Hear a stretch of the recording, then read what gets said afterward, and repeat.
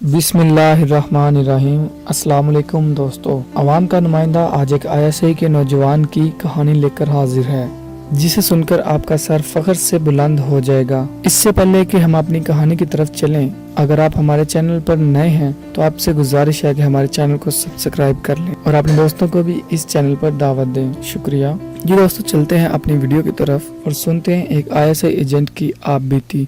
ये बात है सन 2009 की, जब पाकिस्तान और हिंदुस्तान एक दूसरे को दुनिया के नक्शे से मिटाने की हर मुमकिन कोशिश कर रहे थे। तब भारत ने पाकिस्तान की स्पाई एजेंसी को टारगेट करने का प्लान बनाया। इस प्लान को सरअंजाम देने के लिए भारत ने अपनी एक रॉ एजेंट को ISI के किसी एजेंट के पीछे लगने को कहा। भारतीय रॉ एजेंट पाकिस्तान में गुज़िश्ता 4 साल से मौजूद थी और खुद को पाकिस्तानी रंग में ढाल चुकी थी। ये एजेंट रॉ की इंतहाई भरोसेमंद एजेंट थी, जो कि वेल ट्रेंड भी थी। इस लड़की की बुरी किस्मत, इसने ISI के जिस जवान को टारगेट किया वो मैं था। मेरा नाम मोहम्मद हारून है और मेरा ताल्लुक शहीदों के घराने से है। मेरे वालिद और मेरे चचा और एक कजन अपने प्यारे मुल्क की इज्जत और बका की खातिर अपनी जान कुर्बान कर चुके हैं। मैं भी शायद का जज्बा लिए हर खतरे से निपटने के लिए तैयार रहता हूँ। आखिरकार मुझे भी मुल्क की खातिर जान कुर्बान करने का एक मौका मिल ही गया। राजन, जिसका नाम महक था, एक दिन अचानक कायद के मज़ार पर मेरे साथ टकरा गई।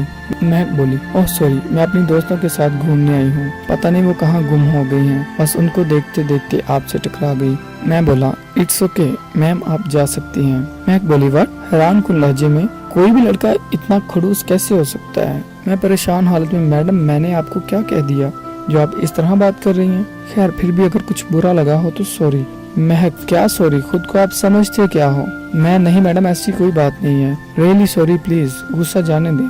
इसी स्नाह में मेरी बहन सादिया, अरे भाई आप यहाँ पे खड़े हैं, मामा वहाँ आपका इंतजार कर रही है। और शरारती लहजे में सादिया बोली, ये कौन है? मैं सादिया को डांटते हुए बोला, सादिया पता नहीं कौन है, ऐसे ही हम टकरा गए थे, बस और कुछ नहीं है, वही मैं सॉरी बोल रहा था। तो मेरी बात काटते हुए महक बोली, हेलो सादिया, मैं महक, एक्चुअली आपके भाई बहुत खड़ूस हैं। सादिया, सो तो है। मैं सादिया को गुस्से में, सादिया बोली, भाई आप तो चुप ही रहे, क्या कह दिया आपने इस बेचारी लड़की को? मैं, नहीं कुछ भी नहीं। और साथ ही महक बोली, इन्होंने बहुत तल्ख लहजे में मुझे डांटा। मैं बोलने ही लगा कि सादिया बोल पड़ी, भाई खैर महक छोड़ो, मेरे भाई ऐसे ही हैं, मैं इनकी तरफ से माजरत करती हूँ। महक बोली, इट्स ओके, और मैं अपनी दोस्तों को ढूंढ रही हूँ। सादिया बोली, अच्छा मैं आपकी मदद कर देती हूँ, लेकिन पहले आप हमारे साथ चलें, खाना खाते हैं, मुझे तो बहुत भूख लगी है। महक को इसी मौका की तलाश थी। इसने 1-2 बार इनकार किया, लेकिन सादिया की सरार पर साथ चल पड़ी। खाना खा के फारग हुए तो सादिया बोली, आपके पास मोबाइल नहीं है? महक बोली, मोबाइल तो है लेकिन बैटरी एंड है। सादिया बोली, दोस्त का नंबर? महक बोली, हाँ वो तो है। तो सादिया बोली, भाई अपना मोबाइल दीजिएगा। और मैंने भी मदद के लिए अपना मोबाइल सादिया को थमा दिया और सादिया ने महक को मेरा सेलफोन दे दिया। महक ने अपनी दोस्त को कॉल की और जगह का बताया।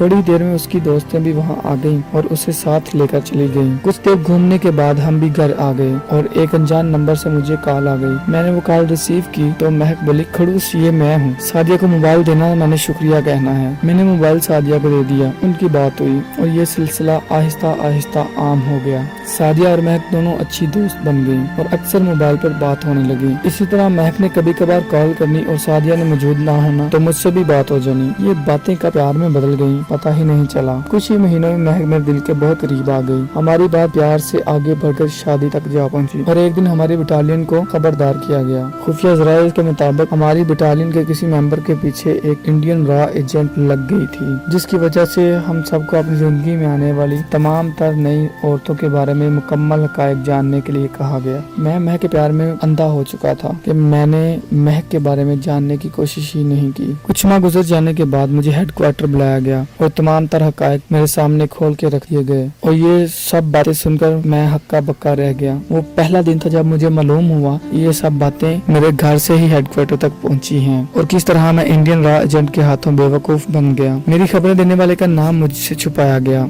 और मुझे महक के साथ ऐसे ही रहने का कहा गया। मेरा दिल टूट चुका था, इसे लेकर मैं बहुत परेशान रहता था और महक से कम बात करने लगा। फिर एक दिन मुझे एक खास लेक्चर दिया गया, जिसके बाद वतन की मोहब्बत मेरी मोहब्बत पर भारी पड़ गई और मैंने भी महक की तरह खेल खेलना शुरू कर दिया। एक दिन अचानक महक ने कहा, मैं अपनी एक कजन की शादी पर इंडिया जा रही हूँ, जो आजादी के वक्त इंडिया चले गए थे और हर साल वो पाकिस्तान आते हैं और हम इंडिया जाते हैं। महक ने मुझे भी साथ चलने की दावत दी। पहले तो मैंने काम की मसरूफियत बताकर इनकार कर दिया, फिर उसके बार बार कहने पर मैं जाने के लिए रजामंद हो गया। जाने से पहले मुझे पूरा 1 हफ्ता ट्रेनिंग दी गई। इंडियन एजेंट्स की तबाही के लिए जाली बनाए गए ISI के ठिकानों का बताया गया। हमारा मिशन फुल प्रूफ था। इस मिशन में मेरे लिए कोई भी सेफ एग्जिट मौजूद नहीं था। ये समझ लें कि मेरे लिए ये डू और डाई का मसला था, जिसका मुझे खौफ भी नहीं था। खैर अल्लाह अल्लाह करके मैं और महक की खाला इकट्ठे इंडिया चले गए। इंडिया में हम आगरा पहुंचे तो सामने सच में एक शादी थी।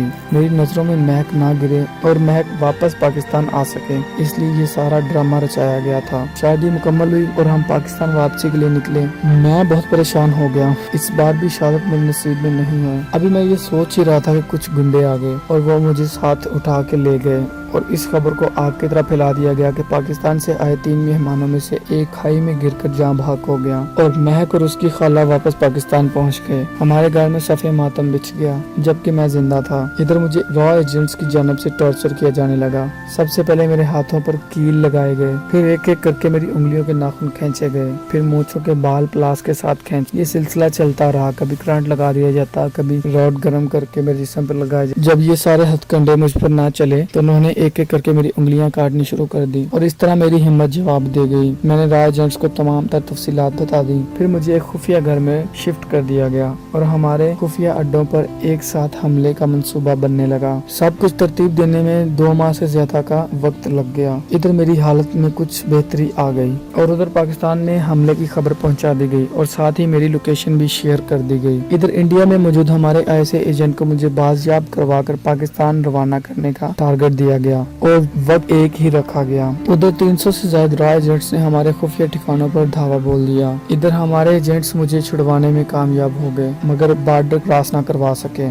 उधर हमारे तयशुदा मनसूबे के तहत तमाम खुफिया अड्डे जाली थे और रॉ एजेंट्स का वहां शिकार किया गया और उनको जहन्नम वासिल कर दिया गया। तकरीबन 300 से ज्यादा रॉ एजेंट्स मारे गए और 25 के करीब गिरफ्तार कर लिए गए, जिनसे काफी मुफीद मालूमात हासिल की गई। इस तरह हमारा मिशन कामयाब रहा और भारत को मुंह की खानी पड़ी। भारत का ये नुकसान सबसे बड़ा नुकसान साबित हुआ। जी दोस्तों, अगर आपको ये वीडियो पसंद आए तो इसको अपने दोस्तों के साथ शेयर कीजिए, लाइक कीजिए और कमेंट कीजिए। और इस एजेंट के साथ क्या हुआ हम बताएंगे आपको अपनी अगली वीडियो में। तो अपना बहुत सा ख्याल रखिएगा। अल्लाह हाफिज। पाकिस्तान जिंदाबाद।